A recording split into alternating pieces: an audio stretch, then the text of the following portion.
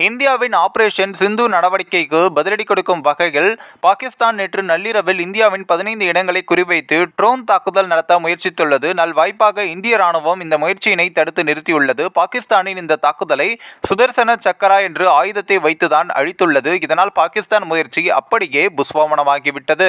காஷ்மீரின் பகல்காமில் பயங்கரவாதிகள் நடத்த தாக்குதலில் 26 அப்பாவி மக்களை கொல்லப்பட்டனர். இதற்கு கட்டாயம் பதிலடி கொடுக்கப்படும் என்று பிரதமர் மோடி ஏற்கனவே சூளுரைத்திருந்தார். கடந்த 22ஆம் தேதி நடந்த தாக்குதலுக்கு பதிலடியாக நேற்று அதிகாலை 1:05 மணியளவில் பாகிஸ்தான் பயங்கரவாதிகள் முகாம்கள் மீது ஏவுகணை தாக்குதலும் நடத்தியது. மேலும் கிட்டத்தட்ட 25 நிமிடங்களில் இந்த துல்லிய தாக்குதலை கனகச்சிதமாக செய்து முடித்தது. பொதுமக்களுக்கு எந்தவித பாதிப்பும் ஏற்படுத்திவிடக் கூடாது என்பதை மனதில் வைத்தே பாகிஸ்தான் மற்றும் ஆக்கிரமிப்பு பாகிஸ்தானில் உள்ள பயங்கரவாத முகாம்கள் மீது மட்டுமே இந்த தாக்குதலை இந்திய ராணுவம் செய்து முடித்தது. இந்நிலையில் இந்த தாக்குதலில் 100 பயங்கரவாதிகள் உயிரிழந்திருப்பதாக பாதுகாப்பு அமைச்சர் ராஜ்நாத் சிங் இன்று கூறினார்.